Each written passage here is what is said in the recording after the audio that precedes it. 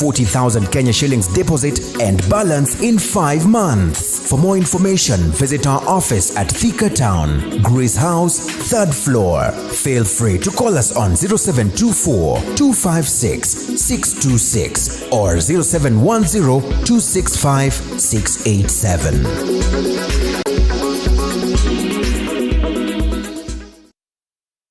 Welcome to the Natural Juicing Center.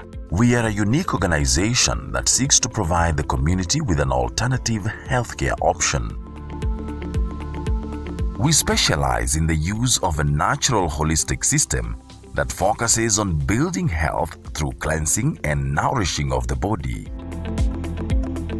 We utilize a variety of natural health promoting methods in our services, which include juicing therapy, hydrotherapy, colon cleansing, massage therapy, and a comprehensive cleansing service, among others. Our juices are freshly made and tailored to each and every client's individual needs after evaluation by our team through our free consultation service. You can now book for any service or order for food supplements on our website www.naturaljuicingcenter.co.ke.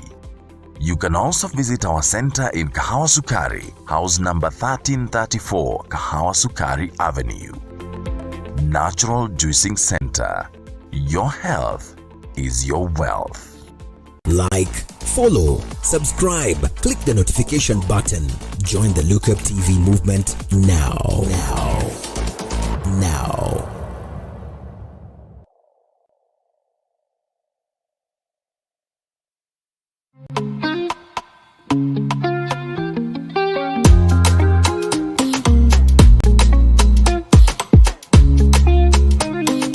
On the next episode of Why I Did It. Environment and exposure. That changed the lives of more than 4,000 people and claimed the lives of 200, or rather more than 200 people happened in the country. It is 7th August 1998.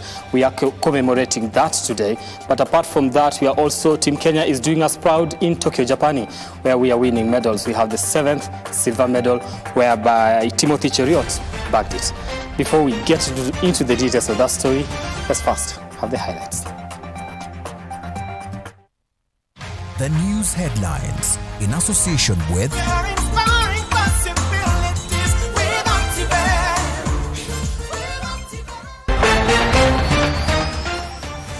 Ahead on trending news today, commemorating the bombing at the U.S. Embassy in Nairobi 23 years later, we remember those who died and speak to survivors of the tragic ordeal.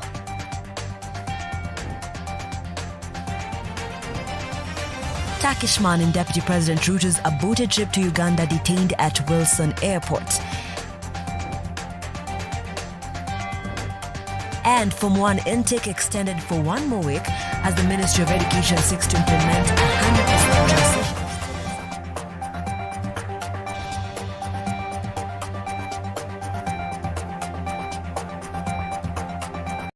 Now, thank you so much again for joining us at this hour. Remember, you can get in touch with us on our social media handles at Amoy Brand on Twitter at LookUpTV. The hashtag is Trending News. We are also live on Facebook at LookUpTV, or you can send us an SMS at 20374. Let's get started. The son of a terrorist linked to the bombing of the U.S. Embassy in Nairobi on August 7th, 1998 has been arrested in Algeria's island of Malgora over accusations of transporting jihadists from the northern part of Africa to Spain.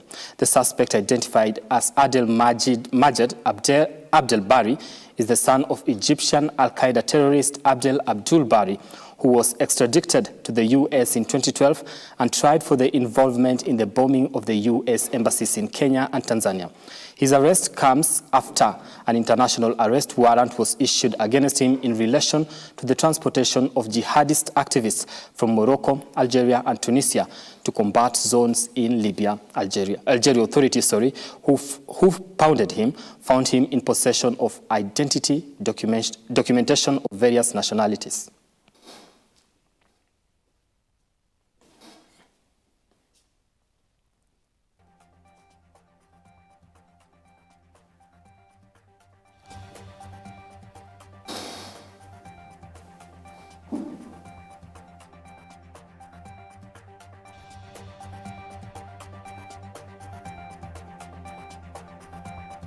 Now, moving on, exactly 23 years ago on August 7th, 1998, over 200 people died after 2 bombs exploded at the U.S. Embassy in Nairobi, an attack that changed the lives of over 4,000 people who were wounded in the tragedy.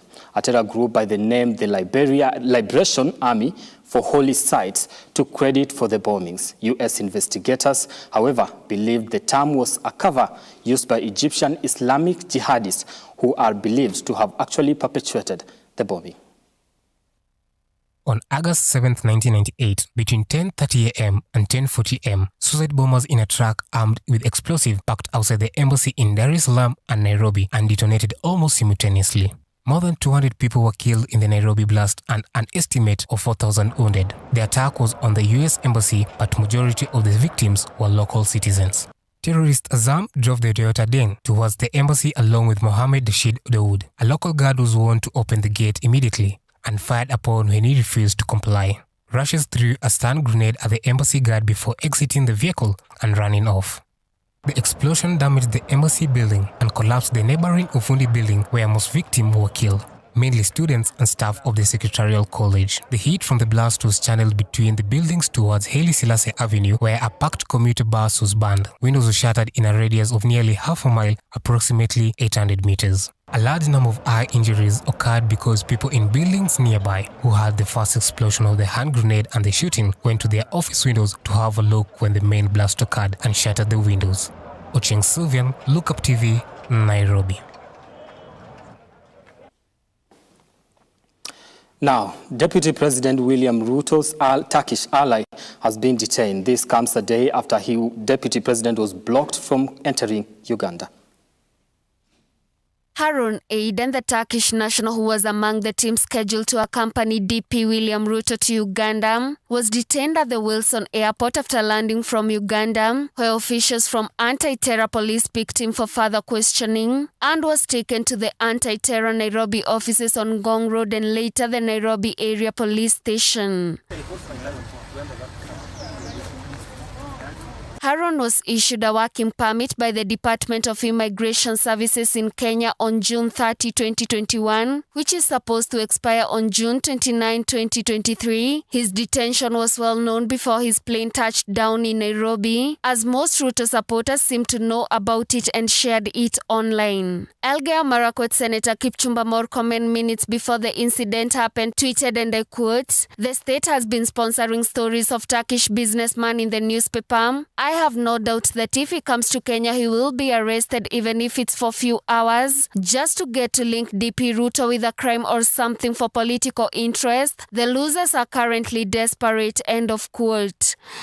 Aiden was among those who were held at Wilson on 2nd August as they prepared to leave for Kampala. Ruto was to be accompanied by Aiden as well as Eric Ruto, David Langat, Kiharu MP Ndindi Nyoro, Kapsaret MP Oscar Suda, Kinango MP Benjamin Tayari, and Elijah Rono. Ruto has since defended the presence of Aiden, a controversial businessman whose presence is said to have spooked government officials. Carol Wangari Wanjiru, Look Up TV, Nairobi.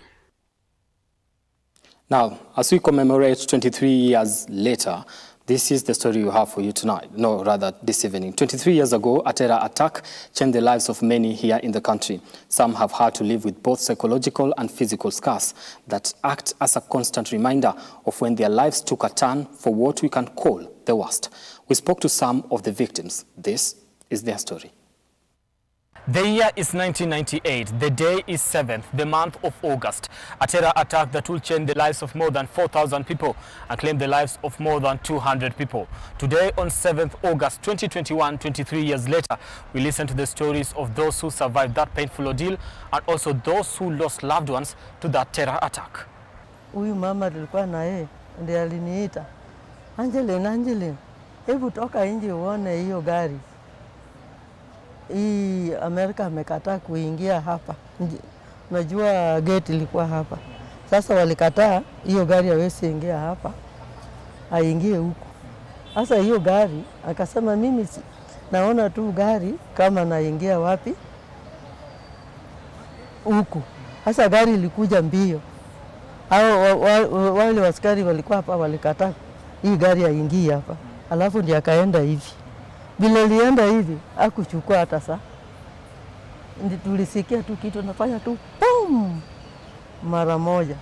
Sasa hiyo kitu ulifanya tu mara moja, mimi nikaanguka tu chini kwa sababu nilikuwa nje, sikukuwa ndani. Nikasikia tu kitu ameanguka tu kutoka tu hapa mpaka hapa. Nikasema mimi nakufa. Sasa nikaanguka chini. Kuanguka chini nilipiga kichwa. Kupiga kichwa, kapiga mguu. Sasa nikakaa tu hapo. Sasa bila nilifika Kenyatta, sikuwa najua kwa sababu kichwa ilikuwa ameruka. Sasa mimi nilikuwa naongea tu kitu kingine. Sasa kwenda hospitali ndio walikuwa wanasema kuongea. Nasema tu mimi niko kazi nafanya, mimi niko kwa kazi, mimi niko kwa kazi. Sasa ndio wakakuja wakanidunga sindano ya kichwa. Vile walidunga sindano ya kichwa, sasa ndio kapata fahamu kidogo. Sasa ndio kakaa hapa Kenyatta. Ndio wakanisona kichwa kwa sababu damu ilikuwa mingi. Wakasona kichwa. Ndio wakatengeneza tu mguu kidogo. Nikalala hapo siku 2. Ndio wakasema nirudi nyumbani. Nilirudi nyumbani, sikuwa natembea. Tena wakarudisha tena hospitali. Sasa mimi nilikuwa natembea na miti. Tangu nilitoka hiyo hospitali nilikuwa natembea na miti. Wakanipatia miti ya kutembea. Sasa nikakaa kwa nyumba mwezi 3. Sikuwa nafanya kazi. Nikakaa kwa nyumba mwezi 3 kwa sababu kichwa alafu mimi. Sasa ndio watu wa Amerika walikuwa nasaidia sisi na dawa. Wakachukua mimi mpaka wakapeleka huko mahali watu walikuwa wanachukua dawa. Sasa nikakaa hapo hospitali. Nikarudi nyumbani. Kurudi nyumbani nikakaa mwezi 3. Ndio nikakuja hapa kazini. Hayo Muhindi akakataa. Akasema huyu hawezi fanya kazi kwa sababu mguu hawezi tembea, anatembea na miti. Sasa mimi nikakaa hapo, nikakaa nyumbani mwezi 6. Lakini mshahara walikuwa wananilipa. Na huko Amerika walikuwa wananipatia dawa. Sasa natuma tu watu waenda nichukulia dawa. Mimi niko nyumbani kwa sababu nilikuwa sitembei. Kama natembea kidogo natembea na miti, natembea kidogo natembea na miti. Sasa vile nitembea na miti nikakaa hiyo mwezi 6. Nikarudi hapa kazini. Kurudi hapa kazini. Sasa mkubwa ya hapa alikubali nifanye kazi lakini sifanyi kazi mzito. Nikae tu chini, mtu analeta file, mimi naandika nipeleke mahali. Lakini kutembea walikataa. Siwezi tembea juu ya mguu. Sasa nikakaa hapo mwezi 6 kukaa hiyo mwaka. Sijui hiyo mboma alipiga hii kichwa. Sasa sijui ilipea kitumbo namna gani. Hata mimi sijui ni nini. Nikasikia uchungu kwa tumbo. Nikakuja kazi. Nikasema tumbo inaniuma. Sasa tumbo inaniuma. Kwa hospitali ilikuwa hapo juu. Wakanipeleka hospitali.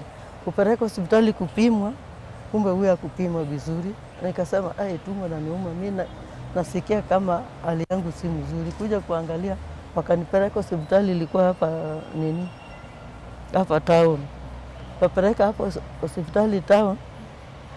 Huyu daktari kanipima, akasema huyu hali yake mabaki kidogo. Kimbiza upeleke Mata. Nikaenda Mata. Mimi nasikia pressure, saa nyingine nasikia kisungusungu hivi. Hata kama mimi natembea na gari sana.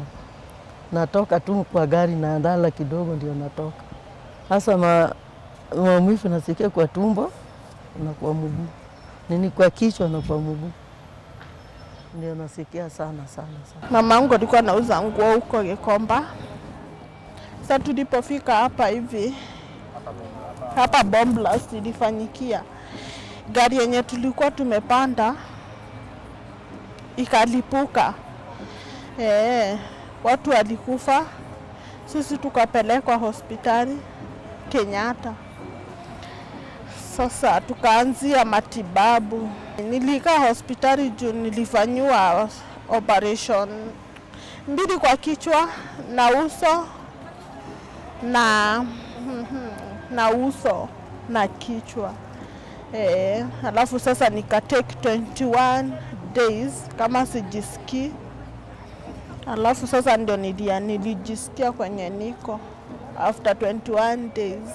Mamangu hata yeye alitengenezwa. Mamangu alikuwa ameinjariwa tu uso na macho. Juu kama sasa angekuwa uhai, hangekuwa anaona. Macho ilikuwa imeharibiwa na hiyo bomb. Juu hizo glasses ziliingianga kwa macho. Mimi side yangu hii, my left side ili paralyze. Jadi nilipelekwa therapy tena ndio nianze kutembea tena. So far hata sasa hivi venye niko mkubwa huwa na nini huwa na rim, lakini mtu haezi jua, haezi notice kama hujaniangalia sana. Na sasa hizi maalama na kuanga nazo kwa uso. Ombi langu kwa serikali ni nisaidie nipate hiyo matibabu ilibaki. Juu niliambiwa kuna glasses bado zimebaki kwa kichwa, zinafaa kutolewa. Kutoka hiyo siku hata sasa nikisikia kitu imelipuka huwa nashtuka. Serikali lako nishughulika, kuna malipo yoyote mimi nimepata? Hakuna malipo yoyote nimepata. Sasa hii malipo mimi nasikia tu. Tunakuja hapa Amerika wanatoa pesa, hata pesa yoyote sijaona. Na mimi iko tu hivi, mama yangu na baba alikufa. Sasa kuna mtu ananisaidia. Nakaa tu hivi, nafanya tu kazi kidogo hii, nauza mboga, nauza nini, ni hivyo tu.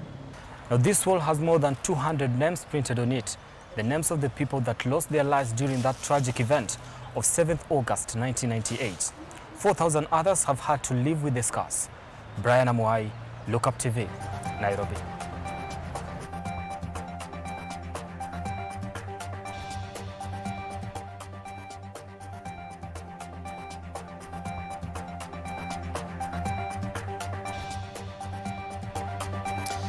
Now, that story brings us to a first break here on Look Up TV. Remember, you can get in touch with us on our social media handles at Amoy Brown on Twitter, at Look Up TV. We'll be taking that short break. I'll be back with more news.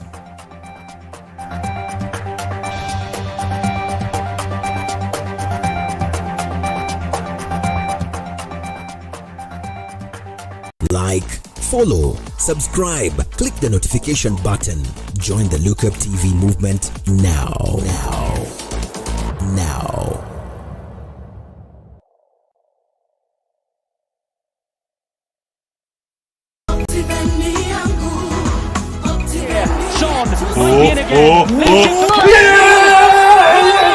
You guys have to tweet about this. What phone is this? Hey, looks good. How much is it? You haven't heard of the Optiven offer? No. I must excuse you to invest too. Optiven has this amazing offer. If you make a commitment of 900k in any of their value-added projects, you get rewarded with a cool smartphone, bro.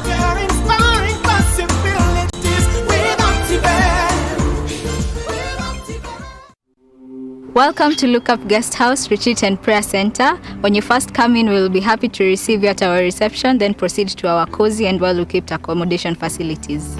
We aim to provide our guests with a unique, comfortable and worthwhile experience.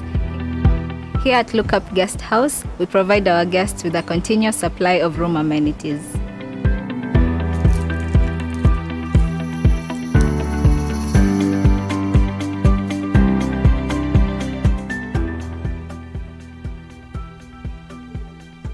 A cool environment for all your retreat activities. Look Up Guest House, Retreat and Prayer Center. For reservation, contact us on info@lookupguesthouse.org or call us on 0746 788 707.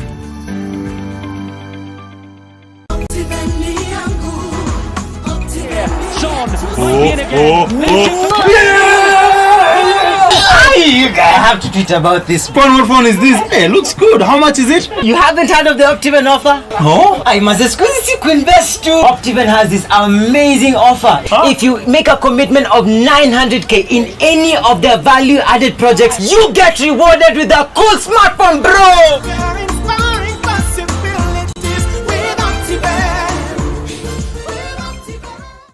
Welcome to the Natural Juicing Center. We are a unique organization that seeks to provide the community with an alternative healthcare option.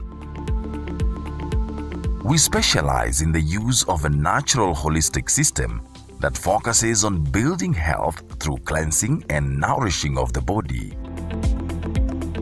We utilize a variety of natural health promoting methods in our services, which include juicing therapy, hydrotherapy, colon cleansing, massage therapy, and a comprehensive cleansing service, among others.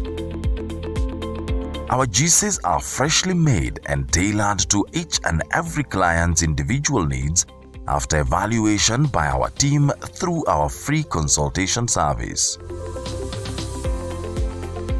You can now book for any service or order for food supplements on our website www.naturaljuicingcenter.co.ke. You can also visit our center in Kahawa Sukari, house number 1334, Kahawa Sukari Avenue. Natural Juicing Center. Your health is your wealth. Like, follow, subscribe, click the notification button. Join the Lookup TV movement now.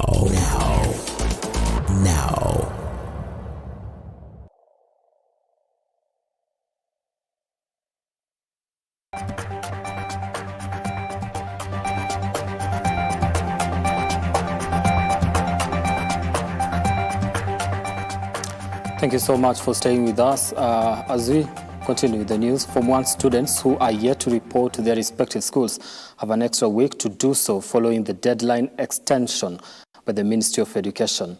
In a statement, the Director of Secondary Schools at the Ministry of Education, Paul Kibet, said, whereas as majority of the students have reported to their schools across the country, there are still students who are yet to be enrolled. This is to ensure all the 2020 KCPE candidates are admitted to Form 1 in the spirit of the 100% transition. Now, he directed all school principals to admit learners reporting, including those who may not have full school fees. Now, principals were also urged to engage parents and guardians to make arrangements for fees payment.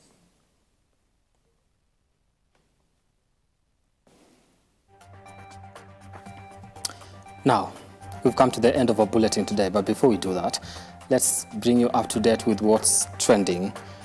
We have Team Kenya Marathon, whereby people are celebrating Team Kenya who are representing us in the Olympics. Somebody on Twitter says, this is worth staying all night, referring to Perez Jepchirchir's and Bridget Kosgei's win yesterday, where we got medals from that. Women half marathons, Perez Jepchirchir wins Olympic gold. Somebody else says that. Also, somebody else, congratulations Perez Jepchirchir and Bridget Kosgei for the gold and the silver sweep. Tunazidi kujivunia kwa Wakenya thanks to your wonderful achievements. Team Kenya all the way. Then somebody else says, what a phenomenal night for Kenya. Thanks Perez Jepchirchir and Bridget Kosgei for not only keeping us awake with hope, but also delivering an astonishing 1-2 victory. Something else that is trending is Helen Obiri.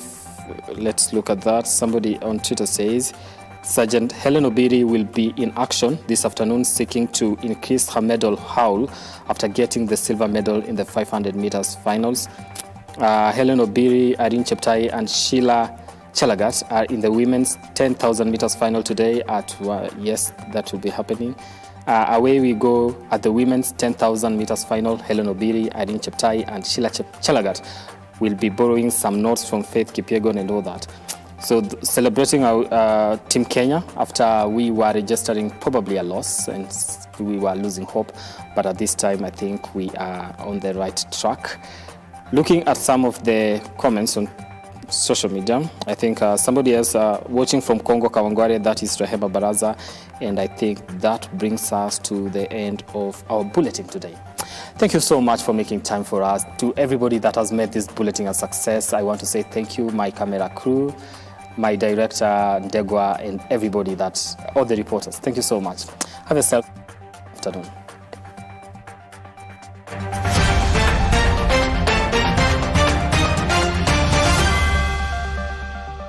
Like, follow, subscribe, click the notification button.